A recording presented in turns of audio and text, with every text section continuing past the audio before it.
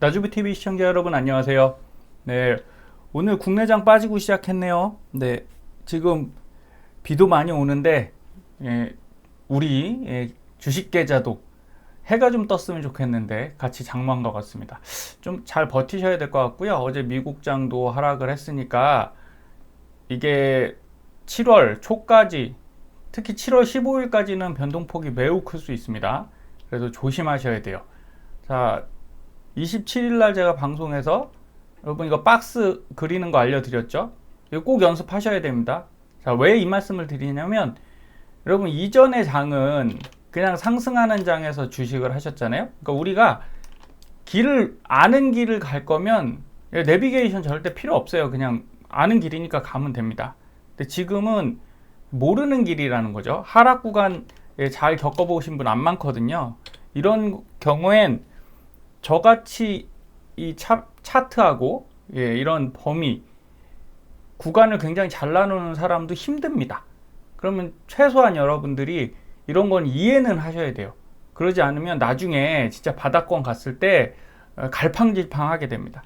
그래서 제가 항상 연습하시라고 말씀드리는 거고, 자, 27일 영상에서 여기였죠. 여기여서 이게 300일 이평선을 탔어요. 올라탔습니다라고 제가 분명히 말씀드렸는데 프리장에서, 근데 이제 본장에서 여기를 미끄러져 내려온 거죠. 자, 미끄러져 내렸습니다. 그래서 결과가 어떻게 됐나요? 자, 여기 두 가지 포인트가 있는 거죠. 첫 번째, 바로 박스입니다. 여기가 박스고요. 그리고 300일 이평. 자, 여기 두 가지를 이게 이제 저항으로 작용한 거죠. 위를 막아버렸죠. 막아서 결국 이렇게 됐어요. 300일 이평선에서 그저께죠. 그저께 밀려서 소폭 내려왔다가 못 뚫었잖아요. 결국 이걸 못 뚫고 다시 여기서 내려왔는데 어디까지 내려왔나요? 또 기가 막히게 이 박스까지 내려오죠. 24. 네, 여러분 그래서 이게 다 이유가 있습니다. 그리고 다 습관처럼 되기 때문에 여러분 이거 배우셔야 돼요. 그래야지 주식을 눈 감고 하지 않게 됩니다. 좀 차트는 아시면 좋다. 이런 말씀 드리는 거고요. 자, 그러면 자, 얼마 전까지 그쵸? 한 달 전 정도 이제 어느 정도 바닥에 왔다 더 떨어질 수도 있지만 분위기가 이렇게 험악하진 않았죠. 그래서 자사주 매입도 하고 CEO들이 3에서 5년 미래 밝다. 어느 정도 이제 침체가 오고 바닥을 다지면 그 다음부터는 괜찮을 것 같다. 이런 얘기들이 나왔단 말이죠. 뭐 이거는 근데 지금도 변함없습니다. 우리가 2년 잘 버텨야 돼요. 이거 여기서 살아남으면 여러분에게 진짜 기회가 오는 겁니다. 근데 이제 인플레에 대한 얘기들이 슬슬 끝날 거고 피크아웃 얘기도 나오고 뭐 이렇게 혼조가 됐습니다. 이제 아예 섞였죠. 그래서 제가 좋아하는 막스 큰아버지쯤 되죠. 하워드 막스께서 이제 주식 바닥 칠 때까지 기다리는 건 끔찍한 생각. 이거 바닥 못 잡는다는 거죠. 근데 저는 100% 공감은 하지 않습니다. 저도 못 잡아요. 바닥을 정확히 잡지는 못하는데 비슷하게 잡습니다. 한 80% 수준에선 잡기 때문에 그래서 S밴드를 제가 잘 쓰고 있어요. 그리고 최근에도 가차없이 S밴드 상단에 걸리면 또는 하단에 걸리면 저는 손절합니다. 올해 4월부터 지금까지 손절 3번 정도 했어요. 그래서 오히려 계좌가 손실이 덜 입었습니다. 이건 제가 이제 저 영상 보신 분들은 아실 겁니다. 저는 안전한 걸 제일 중요하게 여기고, 그리고 결국 뭐 장기 투자는 기본적으로 3년, 5년, 10년 이후에 내가 수익을 낼 거잖아요. 그럼 지금 큰 손실이 없어야 그때 더 크게 키울 수 있습니다. 그래서 어쩔 수 없이 저는 제 기준에 따라 손절을 했고요. 그래서 무조건 사서 계속 사모아 간다 이런 개념은 저는 잘 안 씁니다. 여러분들은 그냥 참고만 하시고요. 당연히 하워드 막스께서 증시를 이끄는 건 심리라고 했으니까 지금 심리는 아주 안 좋죠. 매우 안 좋기 때문에 본인은 이제 사시겠다 이런 얘기를 계속 하는 것 같습니다. 이제 나는 공격적으로 매수하겠다. 자, 더 떨어질지 저점 매수의 기회일지는 모릅니다. 저도 모르고 당연히 저는 모르죠. 신이 아니니까 아무도 몰라요. 그래서 조금씩 나눠서 사는 방법밖에 없습니다. 그런데 우리가 생각하지도 않는 식으로 이 상황들이 간단 말이에요. 참 저는 이거 보고 정말 좀 아이러니하달까 어이가 없었어요. 지금 러시아 루브라 우리 그 러시아 우크라이나 전쟁 때 러시아 망했다라고 생각을 했잖아요. 근데 이 스토리가 어떻게 됐냐면 루브라가 가치가 폭락을 했죠. 폭락을 해서 러시아가 20% 가까이 금리를 올렸습니다. 20% 가까이 금리를 올리고 진짜 지금 연준이 하는 거 있죠. 연준은 눈치 보면서 2, 3% 빅스텝 0.75 올리잖아요. 얘들 그냥 한 방에 20% 올렸어요. 그리고 금으로 금본위 형태로 화폐를 금으로 그냥 바꿔주겠다. 이래갖고 신뢰도를 딱 안정시켰죠. 그래서 지금 다시 금리 내렸습니다. 그 짧은 기간에 저희 전쟁하느라고 관심도 없던 기간에 러시아가 큰일을 해내고 말았어요. 그리고 나서 지금 원유하고 다 천연가스 제재를 하지만 유럽도 사가고 있죠. 아직까지 천연가스는 그 러시아에서 사갑니다. 50% 이상은 수입 못한다 그랬더니 49%에 맞춰서 뭐 이렇게 제품도 사가고 이러고 있어요. 그리고 인도하고 중국에서 현금으로 현찰로 따박따박 사가지고 가기 때문에 러시아 지금 경제가 나쁘지 않아요. 그래서 결국 우리가 생각했던 서방 경제의 제재는 효과를 전혀 못 봤습니다. 이 희한한 아저씨, 이 반대머리 아저씨가 이 전쟁을 오래 끌고 갈 것 같습니다. 그래서 우리가 생각했던 대로 경제가 안 돌아간다는 거죠. 아무리 그래도 러시아가 전 세계 글로벌에서 제재하는데 괜찮겠어? 멀쩡하네요. 참 안타깝습니다. 그래서 앞으로 우리가 이런 걸 몇 번 더 겪을 수 있잖아요. 금리 인상하고 연준의 프로그램대로 이렇게 진행됐을 때 잘 될 거라고 생각하지만 혹시 안 될 수 있다. 이런 정도만 생각하시고요. 돌발 변수는 언제나 나오니까 우리는 믿지 마시고 스스로 체크하고 하면서 가시면 좋겠습니다. 그래서 S&P 500 지수랑 미국 중간선거 올해 11월 중간선거니까 여러분 항상 중간선거 해는 안 좋았거든요. 여기 보시면 다 안 좋았습니다. 거의 다 마이너스였죠. 플러스가 없어요. 그러면 올해도 당연히 마이너스겠죠. 이렇게 많이 떨어졌으니까 그냥 넘어진 김에 쉬어간다고 올해는 올망생 하십시오. 올해는 그냥 망했다고 생각하는 게 맞을 것 같아요. 그래야 속이 편하고 그렇게 올해는 글렀어. 그런데 10월, 11월, 9월 지나서 반등을 해주면 땡큐잖아요. 그쵸? 그런데 우리가 여기서 진짜 제일 저도 신경 쓰이고 기대하는 건 그 다음 애들이 다 좋았다는 거예요. 그 해 기저효과로 팍 떨어졌으니까 그 다음에는 대부분 좋았습니다. 경기 침체가 오더라도 내년에 한 번의 기회, 내년 초일지 중반일지 아니면 올해 말일지 있을 테니까 그때까지 우리가 잘 버텨가면 된다. 저는 이렇게 말씀드리고 싶어요. 그리고 제가 아까 손절 말씀드렸는데 여러분 계좌가 자꾸 손실 나는 이유는 간단합니다. 손실을 줄여야 되는데 계속 사시잖아요. 마이너스 난 거를 팔아야 되거든요. 그건 기본이에요, 주식에서는.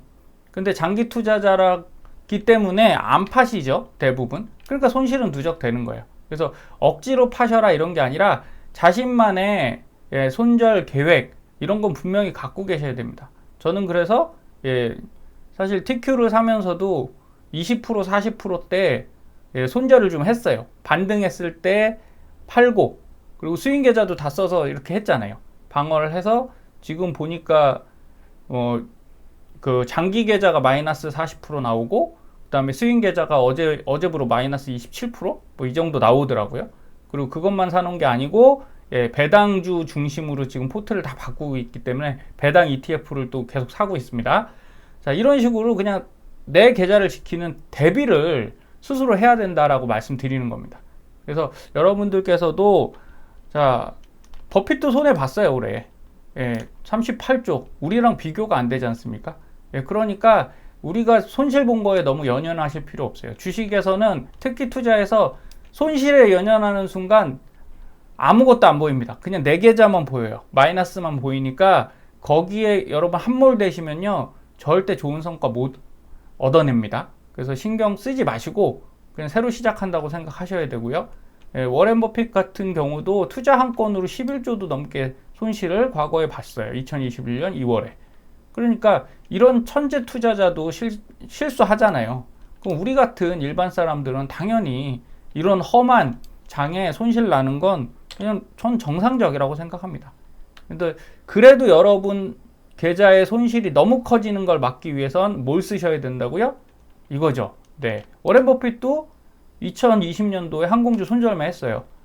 안 판다고 했는데 엄청나게 팔았고 60조 원 손실을 뭐 항공주에서만 본 건 아니죠.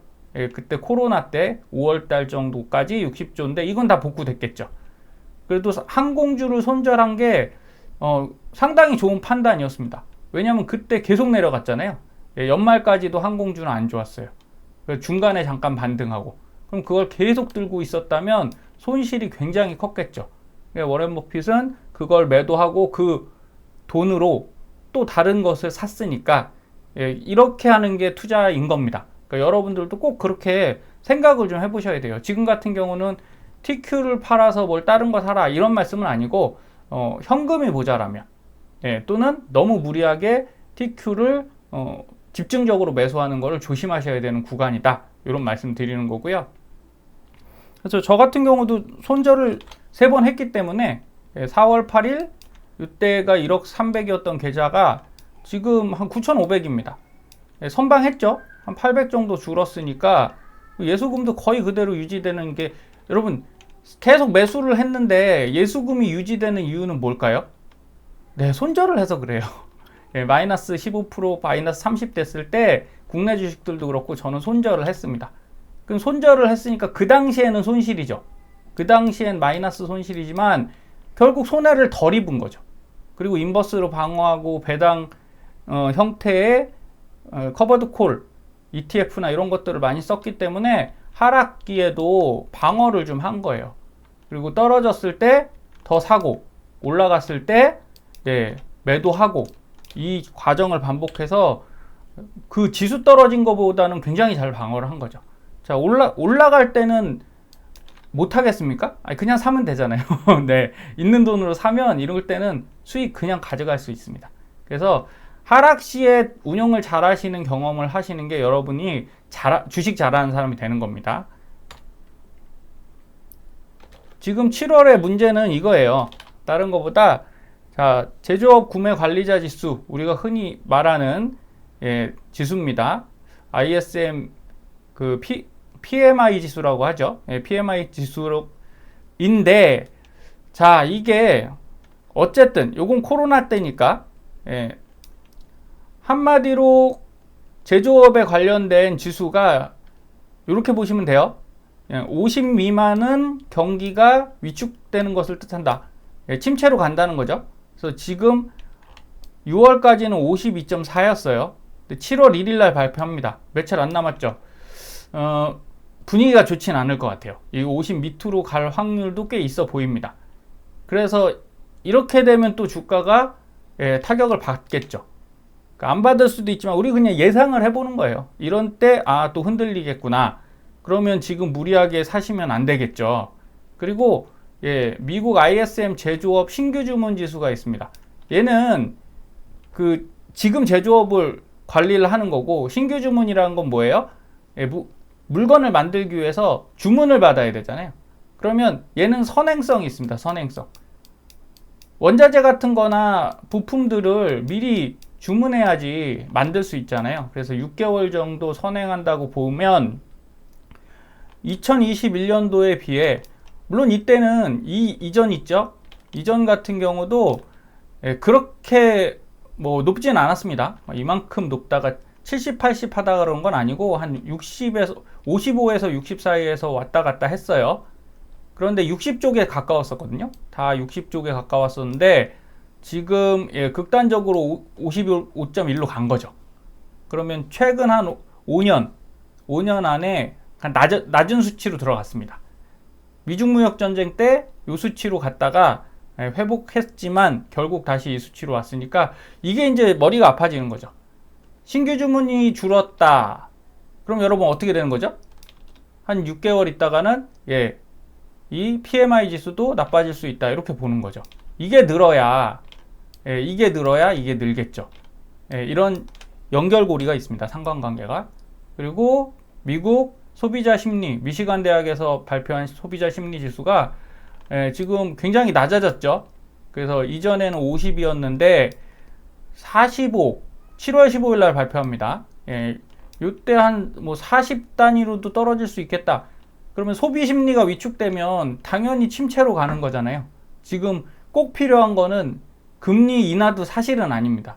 어차피 인플레를 잡으려면 금리 인상을 해야 되는 입장이고 꼭 필요한 건 소비인데 아직까진 좋잖아요. 여러분도 아마 소비 안 줄이셨을 겁니다. 미국도 소비 안 줄였다고 하니까 괜찮은데 이게 점점점 가면서 한 6개월 정도 지나가면서도 버틸 수 있는지가 우리한테는 제일 중요한 문제인 것 같습니다. 그러니까 지켜보시자고요. 앞에 시장을 뭐 이러면 이렇게 된다, A면 B다, B면 C다 이런 논리로 가시면 절대 안 됩니다. 그리고 앞으로 여러분들이 어차피 흔히 만나지 못하는 하락장이죠. 이번에 만나면 진짜 10년 안에 못 볼 수도 있고요. 20년 안에 못 볼 수도 있습니다. 이렇게 큰 하락장은. 그래서 지금 기회에 저는 전체 틀을 좀 보시라고 말씀드리는 거예요. 제가 주식을 알려드려 보면 대부분 사고 팔고는 하시잖아요. 그런데 제일 못 하시는 게 바로 이런 범위 설정이고요. 그럼 언제 팔아야 되는지, 매도를 언제 해야 되는지 가늠을 못 하시는 거예요.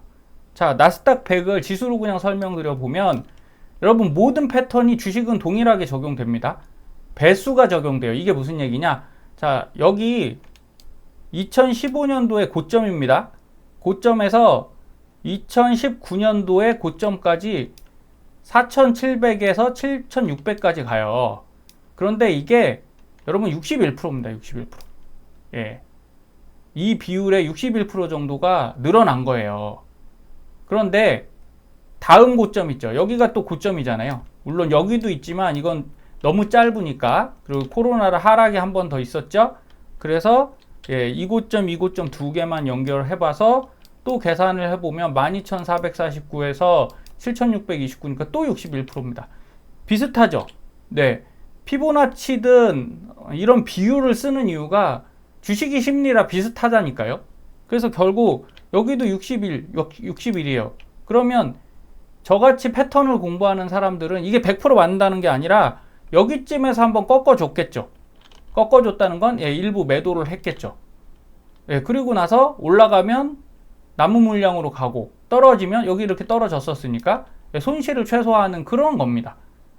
그리고 고점까지가 몇 프로였냐? 여기서는 이제 정확히 안 맞았죠. 61은 아니에요. 근데 74니까 자, 저는 사실 61%이 근방에서 또 매도했거든요. 거의 50% 매도해버렸어요. 그러면 요거를 못 먹었죠. 근데 큰 손해 없었다고요. 요거 더 먹자고 갖고 있다가 여기 이 손실 구간을 당하게 됩니다. 그래서 이렇게 비율대로 움직인다. 그러니까 여러분 시간 나실 때 차트 이렇게 선 그어가면서 요새는 MTS 핸드폰도 되거든요. 거기 선 긋는 기능 다 있습니다. 이렇게 해서 같은 비율로 잘라 보세요. 그럼 여러분이 언제 사면 되고, 자, 이렇게 보면 지금 여기 내려와 있죠. 내려와 있으면 이전 고점하고 만난 거니까 그래서 바닥론이 계속 나오는 거죠. 이전 고점하고 똑같은 가격대인데 얼마나 좋습니까?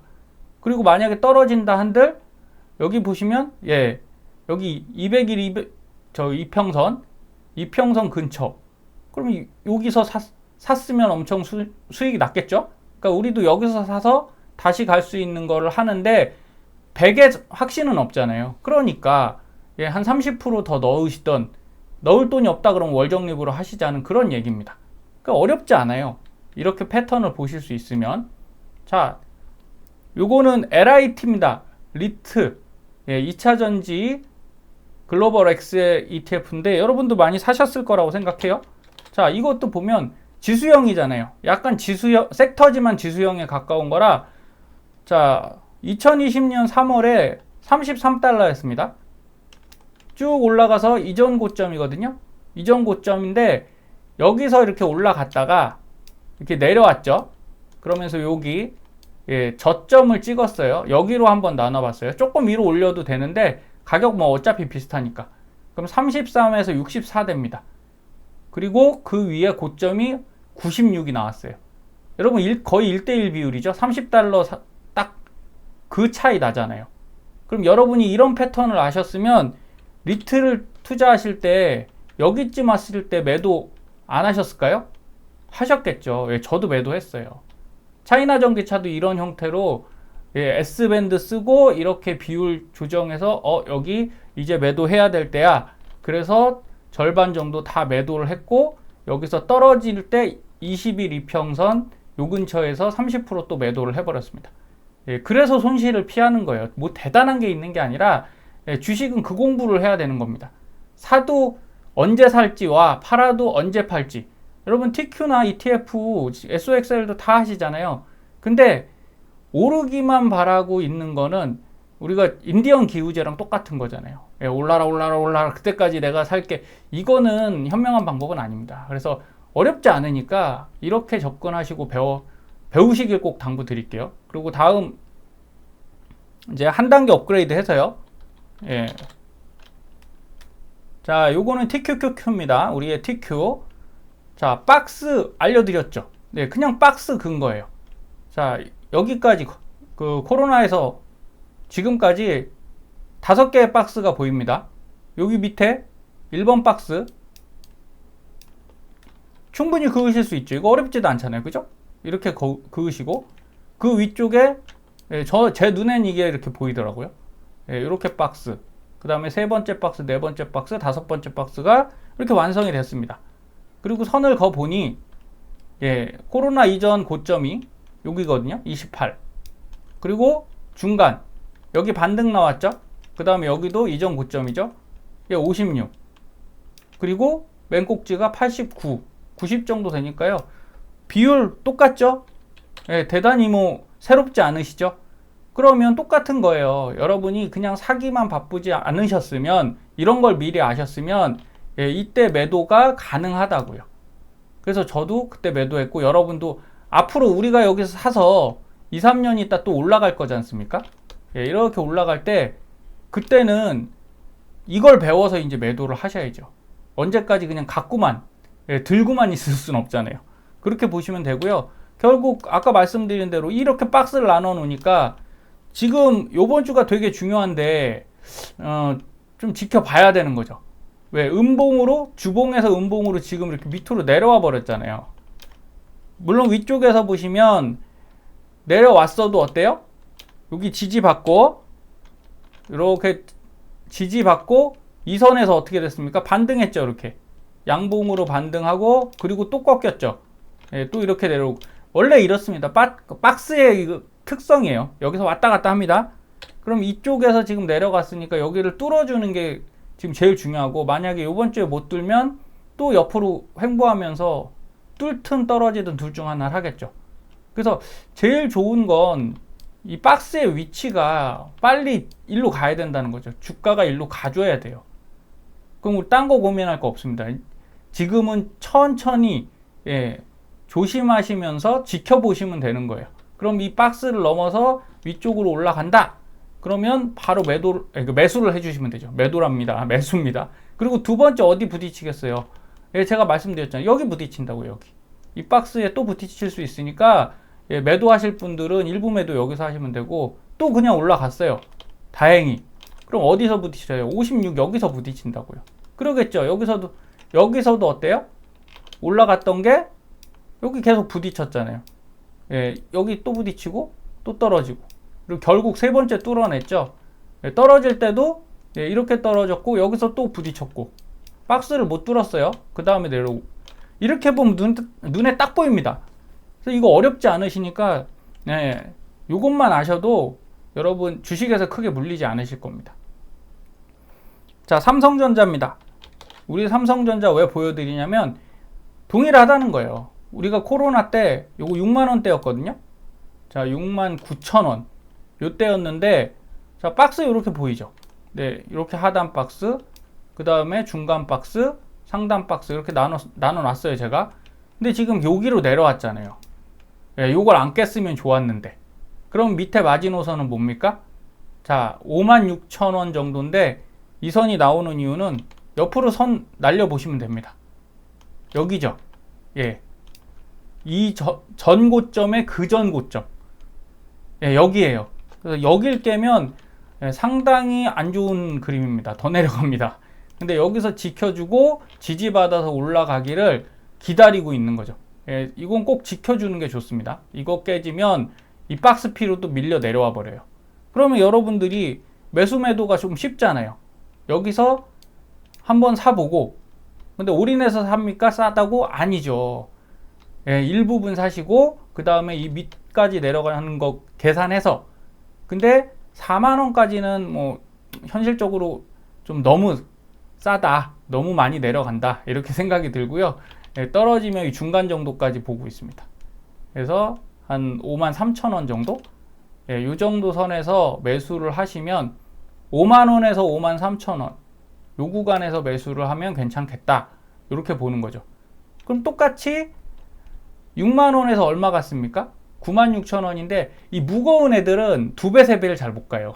삼성전자 우리나라에서 제일 무거워서 1.5배 정도 간 거고요. 여러분들 이제 이걸 아셔야 또 삼성전자를 사서도 나중에 고점에서 물리는 이런 일은 없을 거잖아요. 그쵸? 예, 그러면 지금 딱 이 가격이 나왔으니까 다음번에도 매수하셔서 잘 활용을 하시면 됩니다. 그리고 한 2개 정도 더 보여드리고, 이게 굉장히 단순한 작업 같지만 여러분 많이 보셔야 돼요, 차트를. 그리고 이게 보이시기 시작하면 주식에서 손해 많이 안 봅니다. 그래서 저는 주식에서 엄청나게 벌고 이런 거보다는 그냥 남들보다 훨씬 손해를 적게 보고요. 예, 남들 이상은 법니다. 그렇게 주식을 하는 편이고, 뭐 전업으로 주식을 할 그런 시간이 없기 때문에 저도 직장인이어서, 예, 여러분들도 같은 상황이시잖아요. 지금부터 주식 제대로 배워갖고 나 전업 투자자 할 거야 이런 거 아니시잖아요. 그러니까 그냥 도움 되시는 부분은 들어보시면 좋을 것 같아요. 자, 이건 에코프로비엠인데요. 자, 비율이 중요하다고 말씀드렸어요. 자, 이전에 코로나 시작할 때 21,000원이었습니다. 그땐 이게 대장주가 아니었죠. 예. 그래서 이런 성장주들은 삼성전자 아까 150% 갔죠. 1.5배. 근데 얘는 몇 프로 정도 가냐면 보통 5, 6, 7배로 갑니다. 일반적인 주식은 3배 정도 가고요. 그 다음에 좀 센 애들이 7배 가고, 그 다음에 저기죠. 테슬라가 12배 갔어요. 그러니까 이렇게 성장성 높은 애들이 많이 갑니다. 그럼 여기 보시면 15만원 정도 갔어요. 15만원 정도 갔으니까 거의 7배 정도 간 거죠. 그리고 이건 카카오입니다. 카카오는 37,000원 정도에서 17만원 정도까지 갔으니까 6배 갔어요. 근데 카카오는 살짝 다른 게 액면 분할을 한번 했죠. 액분을 한번 했기 때문에, 그럼 우리 이렇게 볼게요. 자, 여기서 3번 3파 찍고 엄청나게 센 3파를 갔죠. 예, 그리고 한번 내려오죠. 이게 중간 정도까지 내려온다고요. 요게 한 10만원, 95,000원대잖아요. 예, 중간선에서 한번 찍고 다시 올라갑니다. 센 애들은. 근데 힘없는 애들은 어떻게 해요? 여기서 반등을 해보려고 하다가 반등이 안 되고 이렇게 미끄러져 내려오는 거고, 이런 힘 있는 애들은 올라갑니다. 자, 그래서 여기 지금 피크 찍었죠. 쫙 해서. 그리고 나서 바로 밀려서 내려오잖아요. 그럼 여러분들이 이런 걸 계산을 하시면 안 당한다고요, 여기서. 여기 만약에 진짜 여기서 하신 분들은 어떻게 됐을까요? 지금 난리 났겠죠. 1, 2주 만에 지금 마이너스 20% 이렇게 나는 겁니다. 그래서 그거를 막으셔야 되고, 자, 카카오 같은 경우도 같은 패턴이잖아요. 여기 이렇게 움직이다가 여기서 쭉 올라가서 3파 다 찍고 상단까지 갔는데, 이렇게 보시면 또 에코프로비엠이 아직 갈 날이 남아 있어요. 갈 날이라는 건 이제 앞으로 날아갈 그 시간을 말하는 겁니다. 사망한다는 얘기가 아니고요. 자, 여기 보시면 여기서 어떻게 됐어요? 이렇게 올라갔다가 찍었죠. 이렇게 반 찍고 다시 올라갔죠. 여기 보시면 액면 분할을 얘는 안 했기 때문에 에코프로비엠은 이렇게 갈 수도 있습니다. 여기서 여기 찍었죠? 그리고 시장성이 좋기 때문에 더 갈 거예요. 그러면 더 높아지면 에코프로비엠도 액분을 하겠죠. 그래서 이 구간이 남아 있을 수도 있으니까 지금 너무 높다고 걱정만 하실 건 없어요. 더 사셔도 되는데 저는 사고 있는데 어떻게 사겠습니까? 분할 매수입니다. 분할 매수. 모르잖아요. 이건 계속 간다. 이건 알 수 없고 지금 위험 구간엔 들어왔어요. 적색 경보는 떴습니다. 높긴 높아. 그런데 카카오처럼 기억하시죠? 그때 카카오 그냥 언택트 대표주였잖아요. 그 상징성 하나로 쭉 가지 않았습니까? 돈을 더 번 것도 아닌데, 그쵸? 비슷합니다. 주식은 기대 심리를 먹고 크기 때문에 에코프로비엠이 이런 형태로 간다면 위로 더 가겠죠. 그러나 반반으로 하시죠. 저는 반반으로 하고 있습니다. 떨어지더라도 분할 매수로 커버를 할 생각이고, 이게 장기 투자인 거잖아요. 한 5년에서 10년 있다가 정말 전기차로 다 체인지 되는 시기가 오면 충분히 에코프로비엠이 값어치를 할 거다, 이렇게 생각을 하고 있습니다. 자, 엔비디아하고 마지막으로 넷플릭스 보여드리고 마칠 겁니다. 자, 이거를 여러분께서 보시고서 꼭 연습하세요. 그래야 국내 주식도 다 적용됩니다. 국내 주식 아까 보통 2배에서 3배 간다고 했죠? 그래서 그렇게 나눠 놓으시고 가격을 보시면 매도를 해야 될지 매수를 해야 될지가 나오는 거예요. 엔비디아도 여기 75달러 정도가 그 팬데믹 시작 점이었거든요. 근데 여기 보시면 209달러까지 갔어요. 그러면 한 130달러? 이 정도, 160달러? 이렇게 올라간 거죠. 그리고 나서 여기 355까지 갔을걸요? 좀 작아서 안 보이네요. 어쨌든 이렇게 2배 정도 갔다는 거죠. 70달러로 계산하면 5배 정도 간 거죠. 이게 성장성 있는 애들의 특징이에요. 성장성이 엔비디아가 없었다. 그러면 요 정도 갔다 말았을 건데, 그래서 여러분들이 성장중 투자를 나중에 하시더라도 밸류에이션을 더 높게 잡는 거잖아요. 그래서 이 구간에서 훨씬 큰 상승이 나옵니다. 이걸 잘 이해하시고, 메타 같은 경우, 넷플릭스는 얘에 비해서는 성장주가 아니었죠.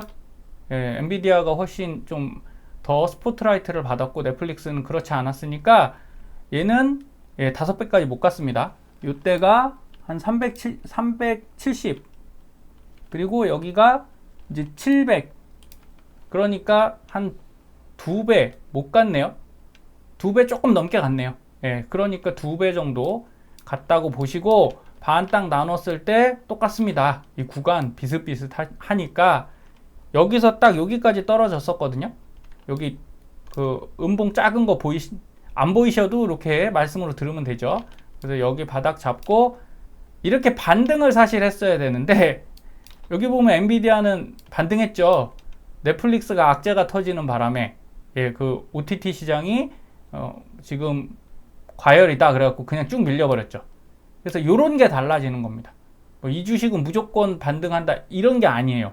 여러분, 그 패턴이 항상 동일한 게 아니라 기본 패턴은 비슷하잖아요. 그죠? 상승했다 하락하는 몇 배수, 내가 몇 배수까지 올라갈 수 있는지는 얘들의 성격에 따라 다르고요. 그리고 하락 시에 얘는 못 지켜주고 그냥 쏟아진 거고, 엔비디아는 한번 반등 줬고, 그럼 내가 만약에 보유하고 있었으면 여기서 매도 치면 좋고요. 그 다음에 이평선 깨고 내려올 때 여기서 또 일부 매도 치면 좋고요. 그 다음에 여기서 반등 줄 때 매수했다가 매도를 해도 되는데 이거는 굉장히 난이도가 높겠죠. 그래서 뭐 이때 한번 반등 보고 꺾인다 그러면 나머지 정리해야 되는 거죠. 이렇게 주식을 접근하시면 좋고, 늘 연습 잘 하셔서 우리 이제 남은 기간 2년 3년 TQ 잘 모아서 꼭 부자 되셨으면 좋겠습니다. 감사합니다.